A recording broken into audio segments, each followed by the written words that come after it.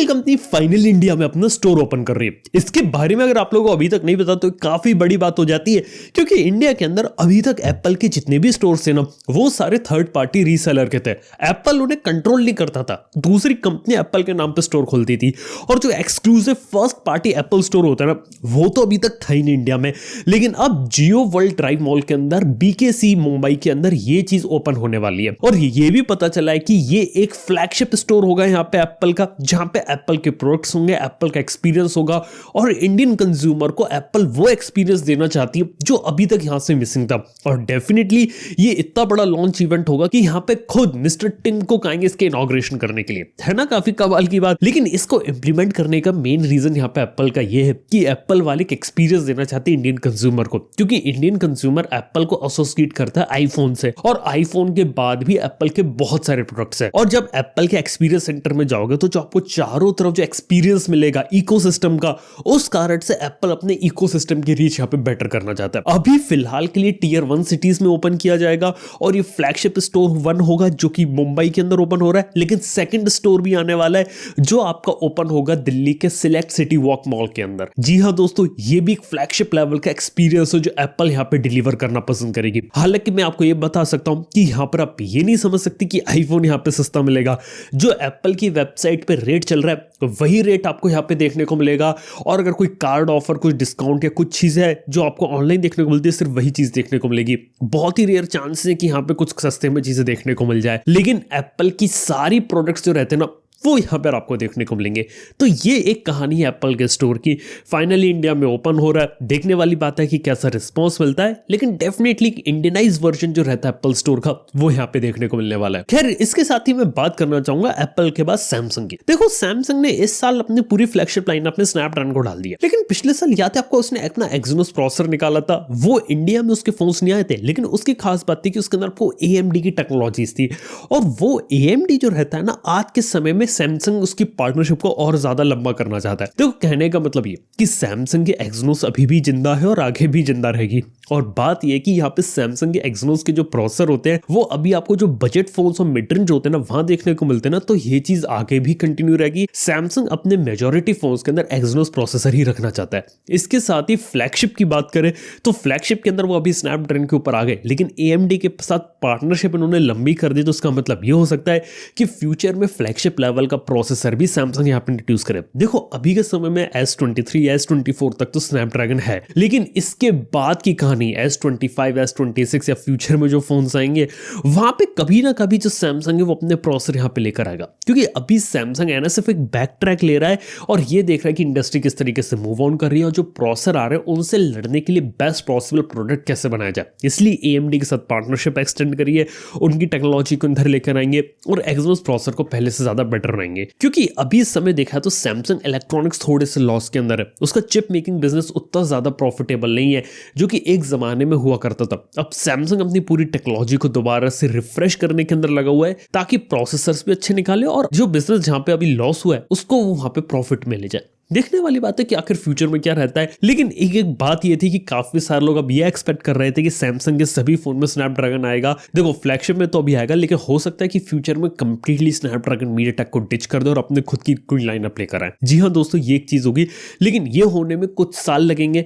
तब तक स्नैपड्रैगन अगर सैमसंग के फोन में मिल रहा है, तब तक आप उसके मजे लेते रहिए यहाँ पे। और इसके साथ ही बात करते यहाँ पर एक लेटेस्ट लीक निकल कर आया सोनी प्लेस्टेशन पोर्टेबल को लेके। देखो, मार्केट में क्या PSP जो था और जो प्लेस्टेशन वीटा था वो काफी ज्यादा पॉपुलर हुआ करते थे क्योंकि हैंडल गेमिंग कंसोल था। लेकिन प्लेस्टेशन 5 के बाद ये चीज सोनी वालों ने खत्म कर दी। लेकिन अब क्या कर रही है सोनी, पता है कि यहाँ पे एक लीक निकल कर आया है कि हैंडल गेमिंग कंसोल होगा जिसके कंट्रोल्स आपको PS5 जैसे देखने को मिलेंगे। बीच में एक 8 इंच का LCD डिस्प्ले होगा और एक 3.5 mm ऑडियो जैक होगा। कुल मिला के बात है कि PS5 के गेम्स आप उस हैंडल कंसोल में खेल सकते हो। लेकिन एक ट्विस्ट है यहाँ पे, और वो ट्विस्ट पता है क्या है कि यहाँ पे आपके पास एक्चुअली में PS5 होना जरूरी है। बिल्कुल, मतलब अगर PS PS5 है उसके जो गेम्स होते हैं वो यहाँ पे स्ट्रीम होंगे थ्रू इंटरनेट कनेक्शन, यानी कि अब दुनिया में कहीं पर भी हो PS5 अगर पावर से ऑन है ना तो आप कहीं भी अपने PS5 का गेम आप अपने हैंडहेल्ड डिवाइस के अंदर खेल सकते हो। ये एक सिंपल सी चीज रहेगी। हालांकि अभी भी देखना है कि इसके लिए कोई एक्सक्लूसिव गेम आएंगे या फिर ये चीज ऐसी ही रहेगी, लेकिन हाँ ये चीज यहाँ पर चलने वाली इस तरीके से। और इसी के साथ ही बात करते हैं यहाँ पे इलेक्ट्रिक व्हीकल से भी काफी इंटरेस्टिंग न्यूज है। मतलब कि मार्च 2023 का मंथ अगर देखे और 4 व्हीलर अगर इलेक्ट्रिक व्हीकल्स की सेल देखूं तो वो काफी ज्यादा थी। लगभग 8,500 4 व्हीलर इलेक्ट्रिक व्हीकल्स बिके इंडिया के अंदर, और उसमें से देखा है तो टाटा कंपनी ने 7,137 व्हीकल्स को बेचा। काफी बड़ा नंबर है क्योंकि 90% से ज्यादा मार्केट शेयर यहाँ पे टाटा ने ग्रैब कर रखा है। उसके पीछे का रीजन ये है कि टाटा के जो व्हीकल्स होते हैं इलेक्ट्रिक गाड़ियां वो काफी सस्ते मिल जाती है। टाटा की टियागो ईवी आती है लगभग 10 लाख रुपए में, फिर टिगोर ईवी आती है, फिर नेक्सॉन आती है आपकी, और उसके बाद जितनी भी दूसरी कंपनीज है ना वो भी अपनी इलेक्ट्रिक व्हीकल्स बनाते हैं, लेकिन प्रॉब्लम है कि बहुत महंगे। हुंडई की आयोनिक 5 एक कार आती है जो 40-45 लाख की है, किया की EV6 आती है, ऐसी MG की ZS EV आती है, ये सब 20 लाख रुपए के ऊपर की कारें हैं।